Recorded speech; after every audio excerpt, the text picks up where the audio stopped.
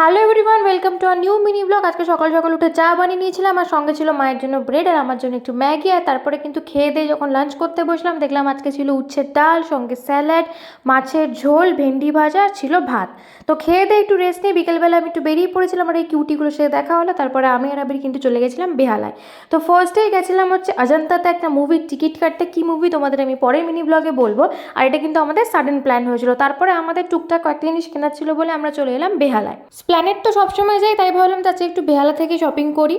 এত জুতোর দোকান দেখতে পাচ্ছ, কারণ আমরা আজকে মেনলি জুতো কিনতে বেরিয়েছিলাম, যেটা আমি বাড়িতে গিয়ে দেখাবো। আর সঙ্গে কিন্তু আমরা একটু ধোসা নিয়ে নিয়েছিলাম আবিরের জন্য, আর আমার আর মায়ের জন্য নিয়েছিলাম চিকেন রোল। ধোসা আমার কতটা ফেভারিট সেটা তো তোমরা জানোই, তবে হাজির রোলের সামনে ধোসা খাবো এত বড় পাপ আমি করতে পারবো না বাবা।